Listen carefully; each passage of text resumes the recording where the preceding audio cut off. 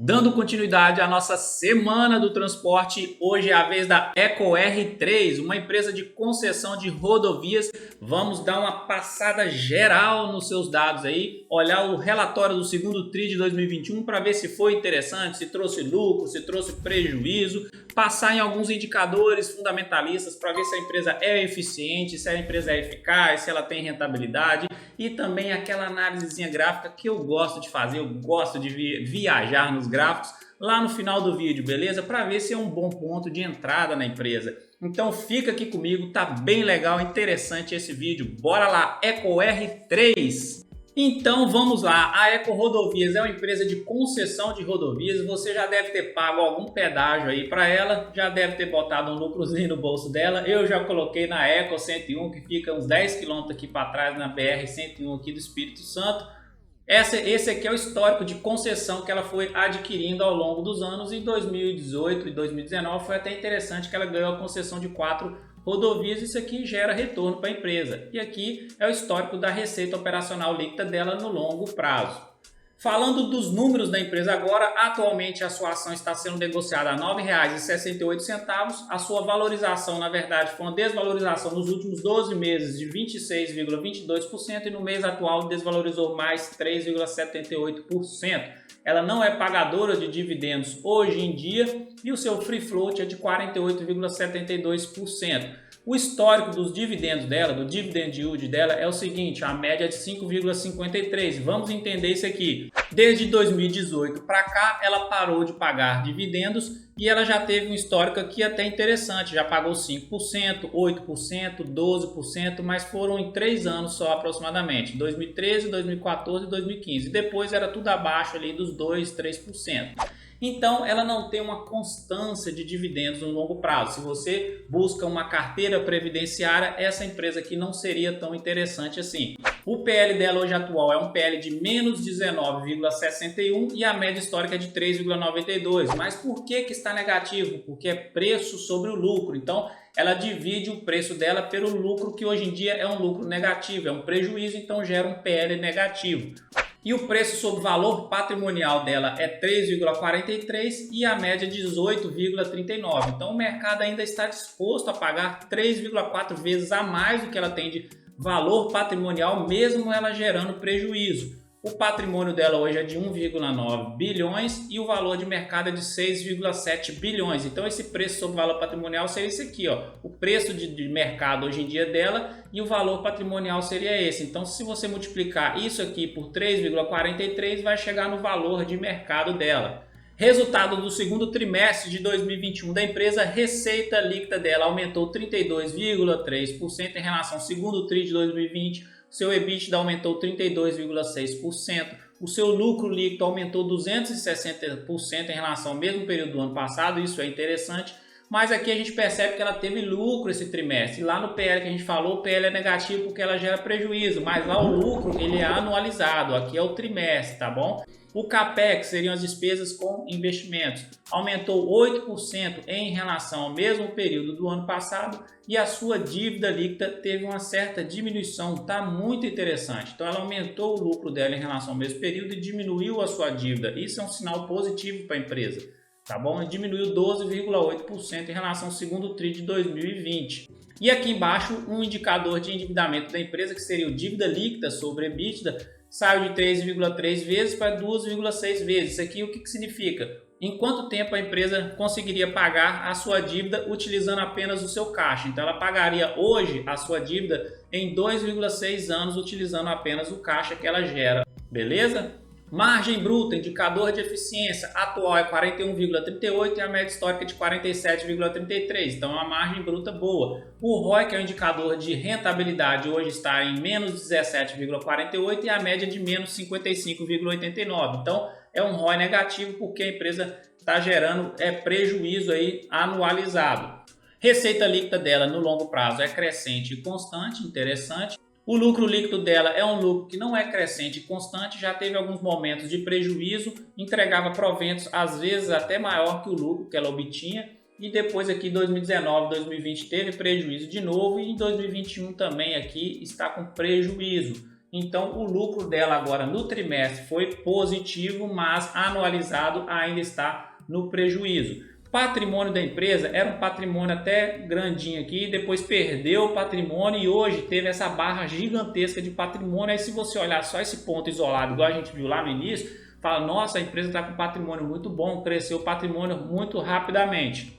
Só que a gente vê o seguinte, EcoRodovias movimenta 1,9 bilhões de follow-on. Follow-on seria uma oferta de ações do mercado secundária. Então, ou seja, ela ofertou mais ações do mercado e aí arrecadou 1,9 bilhões. E olha só, o patrimônio dela estava praticamente zerado aqui embaixo e hoje ela tem a linha vermelha que eu tracei, bem aproximadamente aqui 1,9 bilhões, quase 2 bilhões. Então, e essa arrecadação dela é para principalmente 15% para reforço de caixa e 85% em aportes a serem realizados em algumas de suas controladas para manutenção e expansão das concessões atuais e novas.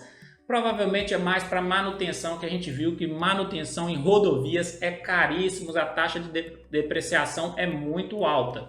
Dívida líquida dela é uma dívida crescente e constante, começou a dar uma diminuídazinha aqui bem suave aqui agora, mas olhando no longo prazo, ela cresce constantemente. CAPEX seriam as despesas com investimento, também é um CAPEX crescente aqui no longo prazo e a sua taxa de depreciação também, que essa linha azul também é crescente. EBITDA, capacidade de geração de caixa dela, é um EBITDA crescente e constante no longo prazo, trazendo a sua valorização no longo prazo agora em comparação ao Ibovespa. Desde 2010 ela teve uma valorização na casa de 60% e o Ibovespa na casa de 75%. Então não é uma empresa que gerou tantos retornos assim no longo prazo. Tem várias outras aí que geraram muito mais retorno mesmo. Olhando o gráfico semanal dela aqui agora, toda vez que eu enxergar algum padrão interessante que esteja dentro dos livros que eu estudo, lá, aquele livro ali em cima ali, lá, Análise Técnica Explicada, eu sempre vou trazer. Essa figura aí é do livro ali que só tirei a foto e joguei para a gente dar uma estudada, igual lá na VEG. Na VEG formou um padrão muito clássico lá, que é o ombro, cabeça, ombro. No vídeo da VEG também eu trouxe a fotinha do livro tal para a gente dar uma estudada e até hoje a VEG, ao meu ver, não superou aquele ombro, cabeça, ombro não. Mas enfim, voltando para a EcoRodovias aqui, que padrão é esse? É um padrão clássico que chama triângulo simétrico. O triângulo simétrico ele é constituído de uma série de duas ou mais altas e correções, onde cada topo sucessivo é mais baixo do que o seu antecessor e o fundo de cada uma das correções sucessivas é mais alto que o seu antecessor. Então vamos enxergar isso no gráfico, que seria isso aqui, ó, cada topo é mais baixo que o topo antecessor e o fundo, cada fundo é mais alto do que o fundo anterior. Então vai formando esse padrão. E se a gente olhar aqui, tá perfeito, ó. Essa linha de cima ela desce e a linha de baixo sobe. A linha de cima desce, de baixo sobe. Os topos mais baixos do que os topos anteriores e fundos mais altos do que os fundos anteriores, ó. E aí tá perfeito, ao meu ver isso aqui. Eu até tracei as linhas aqui perfeitas que a gente vai entender, ó. De um modo geral, os triângulos parecem funcionar melhor quando o rompimento ocorre em algum lugar entre a metade e 3/4 da distância entre o topo mais largo e o trajeto ao vértice. Então, ou seja, está falando que ele funciona melhor quando ele ocorre. Aqui seria aproximadamente os 50%. Daqui para frente ele funcionaria melhor se ocorrer esse rompimento. Então está perfeito, de acordo com a análise técnica daquele livro ali, está perfeito a formação desse triângulo. Então o que a gente espera isso aqui? Que a empresa entrou numa tendência de baixa de acordo com esse padrão aqui de triângulo simétrico. Então é de se esperar que ela vá continuar essa tendência de baixa aqui, e aí os próximos suportes que eu vi para ela chegar e sentir o suporte e talvez voltar para uma tendência de alta e se recuperar, seria esse ponto na casa dos R$8, só que se ela perder esse ponto aqui, ela pode descer mais também e vir buscar esse outro fundo aqui, que seria ali na casa dos R$6, R$7 aproximadamente. Então, eu, só de enxergar, eu não vou duvidar de livros tão clássicos, livros muito respeitados aí no mercado financeiro, na análise gráfica e análise técnica. Então eu acredito nesse padrão e pode sim ser que ela continue essa tendência de baixa aqui, falando do gráfico semanal, beleza? E agora trazendo o gráfico diário dela, que é um gráfico de curto prazo. Ela veio nessa tendência de baixa aqui de curto prazo, então ela está fazendo, ó, topos menores do que o topo anterior e fundos menores que o fundo anterior. Então tá assim numa tendência de baixa. não superou essa tendência de baixa ainda. Por quê? Porque acabou de fazer outro topo menor do que o topo anterior. E agora, se ela continuar na tendência e descer e passar esse ponto aqui, ela vai fazer outro fundo menor do que o fundo anterior, respeitando a tendência de baixa e confirmando ainda mais o triângulo simétrico lá do gráfico semanal. E aí pode piorar a situação mais ainda para ela.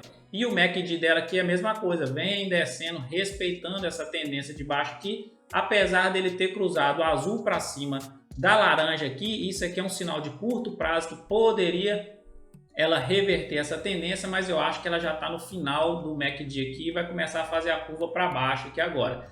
E o índice de força relativa também vem respeitando e descendo. Hoje a força vendedora está mais forte e apontando para baixo. Também aqui não conseguiu romper os 50% aqui, então para mim ela continua numa tendência de baixa de curto prazo e o triângulo simétrico do médio prazo está muito característico, muito perfeito. Então eu prefiro, Gustavo, eu prefiro ficar de fora da empresa no atual momento e esperar uma reversão de tendência e sair daquele padrão do triângulo ali para poder entrar nela. Eu não tenho ela em carteira e não pretendo ter setor de rodovia em carteira também, beleza? Então a empresa, olhando a parte fundamentalista dela, é uma empresa até que razoável, não é aquela empresa que gera muito resultado para o seu acionista. Então se você gosta muito da empresa, tudo bem. No atual momento eu acho que não é um bom momento para você entrar nela. Eu esperaria ela reverter esse padrão, beleza? Essa foi a análise de hoje, espero que você tenha gostado.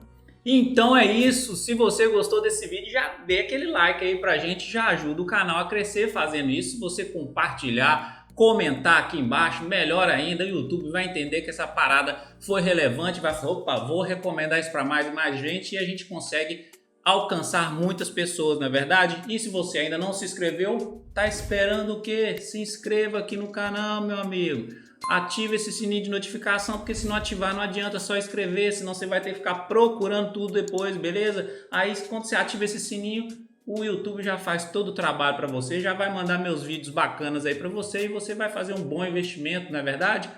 Então, um grande abraço, fique com Deus, até o próximo vídeo e tchau!